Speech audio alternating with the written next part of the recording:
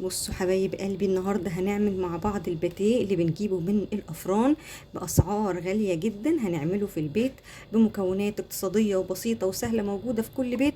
هنعمل كميه حلوه قوي من باتيه الافران، سواء كان بالجبنه او لو انت حابه تعمليه بالشوكولاته. باربع كوبايات دي هنعمل كميه بسم الله ما شاء الله عليها، هتبقى حلوه قوي وهتغنيكي انك تشتري من الفرن. حلو وبسيط، تعمليه كده كفطار. بنبقى محتارين الصبح نفطر بايه، مع كوبايه شاي بلبن تحفه وجميل وهش.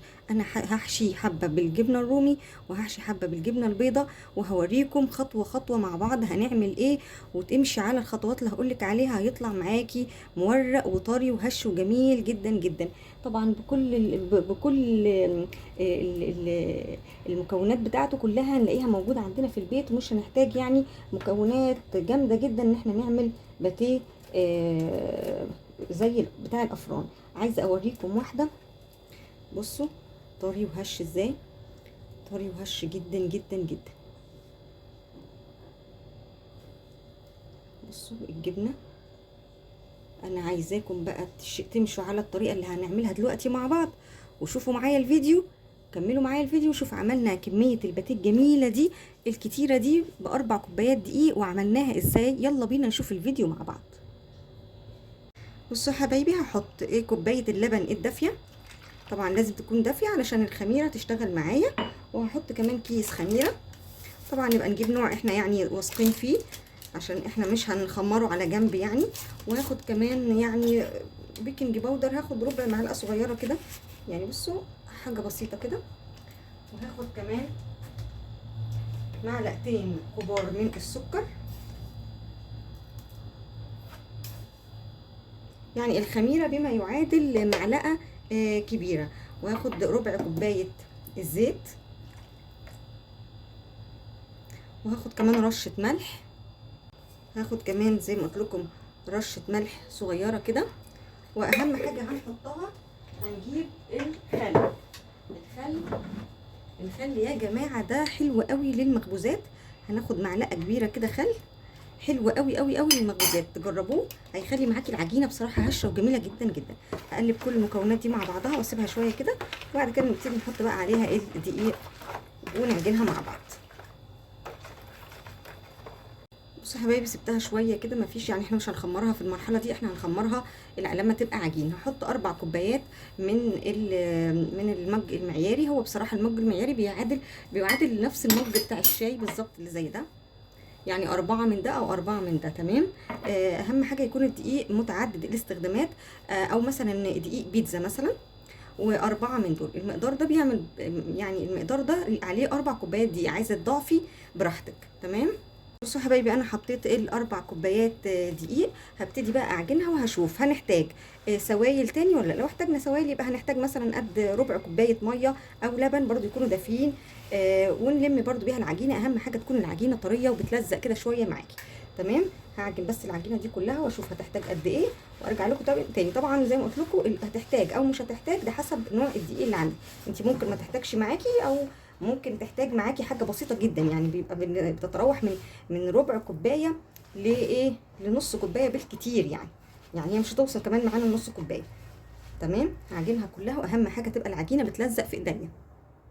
بصوا حبايبي، انا عجنتها، هي احتاجت قد ربع كوبايه ميه دافيه او لبن دافي يعني المتاح عندك، بس احنا بنعملها يعني بطريقه اقتصاديه. عايزه تعجنيها بلبن تعجنيها بميه، تمام. هي خدت معايا ربع كوبايه لبن، قصدي ميه دافيه. بصوا طريه ازاي ما شاء الله عليها، طريه جدا، طريه خالص. هسيبها طبعا في مكان دافي لحد ما تخمر كده. انا حطيت لها يعني على وشها رشه زيت كده بسيطه، وهسيبها في مكان دافي لحد ما تختمر، ونشوف بقى بعد كده الخطوه التانية هنعمل ايه مع بعض. بصوا حبايبي، ما شاء الله الخميره اختمرت اهي، بقت جميله جدا. هقسمها نصين، هقسم العجينه نصين، وهاخد جزء وهبتدي اعمله على شكل مستطيل.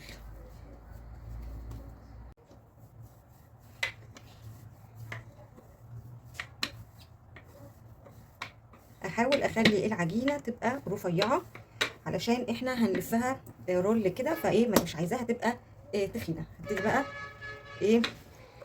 اعملها كلها كده بالنشابه لحد ما تبقى عندي رفيعه خالص، ما تبقاش سميكه. بصوا حبايبي هبتدي اسويها كده، تمام، عشان تبقى مستطيله كده. طبعا العجين التاني ده كله اللي شلناه ده هنستخدمه تاني، مفيش مشكله.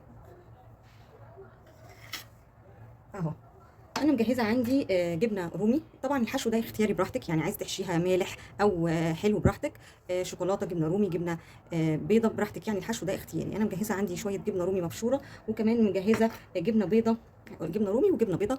اهم حاجه تكون الجبنه البيضه مش بتنزل ميتها، عشان لما تدخل الفرن ما تعجنليش العجينه. كمان انا هحط ايه، احط هنا شويه زبده كده، تمام. وبعد كده بقى احشيها والفها زي الرول كده او زي السينابون كده، بحيث تبقى مورقه معايا وتبقى فيها طبقات كده زي ايه الباتيه اللي بنجيبه من بره، تمام. وكمان هنسيبها تخمر تاني، يعني مش كتير، مش هنسيبها تخمر فتره طويله المره دي، عشان هي يعني هي خمرت. نحط جبنه كده على الطرف كده، وابتدي بقى ايه الفها رول. طبعا هعمل نفس الحكايه دي بالجبنه الرومي كمان يعني، بس اقفلها كده ونلفها مع بعض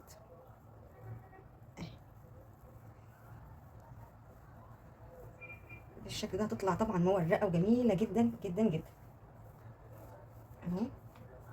اهم حاجه نقفل بقى الاطراف كده كده بالشكل ده، نقفلها كويس قوي كده ونقطعها بقى.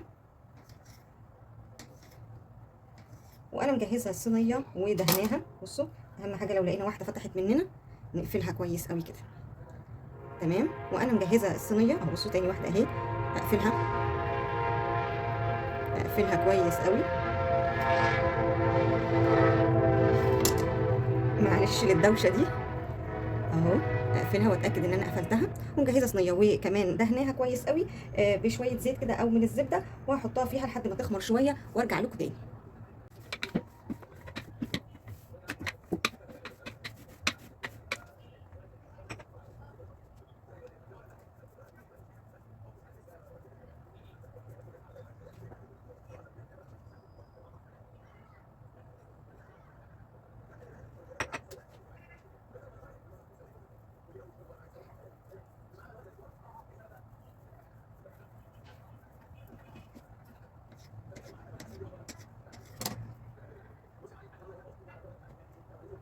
هعمل معاكم اخر رول اهو، تمام.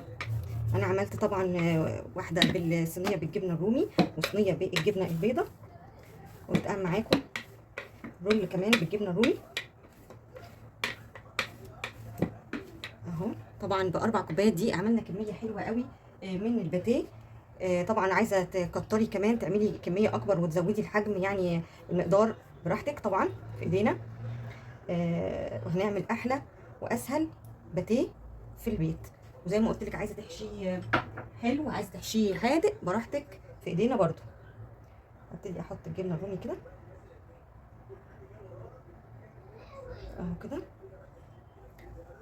وابتدي بقى ايه الفها كويس عشان تعمل لي ايه الطبقات بتاعه الباتيه، من غير ما نعمل بقى كذا خطوه وكذا طبقه ونحطه في التلاجة ونطلعه تاني ونحطهم فوق بعض. لا، بالطريقه دي هنعمل باتيه سهل جدا جدا جدا. وقلت لكم هنيجي من هنا ونروح قافلينها كده ونحطها في الصينيه على طول كده اهو، نحطها كده. طريقه سهله وبسيطه هنعمل احلى وانضف باتيه في البيت. هو طبعا الجبنه الرومي دي كلها هتسيح فيها وهتتماسك يعني، هي بس عشان انا بشرتها، تمام. بصوا ما شاء الله الكميه، 4 كوبايات دي عملوا لي اهو صينيتين حجمهم حلو قوي اهو. صينيتين هسيبهم بقى لحد ما يختمروا شويه، وبعد كده اشغل الفرن على درجه حراره 180. هدهن بقى وشهم، حبه تدهنيه بالبيض، حبه تدهنيه باللبن براحتك، حبه برضو تحطي من فوقيه سمسم، حبه البركه، زعتر، روزماري براحتك برضو. هسيبها بس لحد ما تختمر تاني وارجع لكم اوريكم شكلها. حبايبي بعد ما اختمر اهو، بسم الله ما شاء الله عليه، انا مجهزه بيضه وعليها حبه لبن، وهبتدي بقى ادهن الوش كله كده بالبيضه وحبه اللبن. زي ما قلت لك عايزه تحطي لبن بس، او تحطي كمان عليه حبه مثلا عسل ابيض او عسل اسود، او لبن بس تكتفي بلبن بس، او بالبيضه بس برضو براحتك. وانا مشغله الفرن على درجه حراره 180. وهحط الباتيه في الفرن، يعني مش هياخد اكتر من ربع ساعه كده يعني، لحد بس ما ايه القعر بتاعه يستوي او يبقى لونه ذهبي. ممكن لو ما خدش لون نفتح له الشوايه. وبرده كمان حابه اقول لكم انا هحط سمسم على الوش، حابه تحطي حبه البركه، حابه تحطي زعتر، براحتك يعني، سمسم براحتك. عايزه تسيبيه ساده خالص كده ويبقى لونه الذهبي بس، براحتك برضه. ما خدش معايا لا وقت ولا مجهود، وب4 كوبايات دقيق ومكونات اقتصاديه موجوده في كل بيت، عملنا احلى باتيه انضف واوفر طبعا من اللي بنجيبه من الافران. احنا عارفين سعر الكيلو دلوقتي عدى ال100 وحاجه اهو، زي ما انتم شايفين. هحطها في الفرن تستوي واوريها لكم. بص حبايب قلبي، بعد ما طلع من الفرن وهدي كده شويه، بصراحه تحفه وجميل جدا، هش وطري.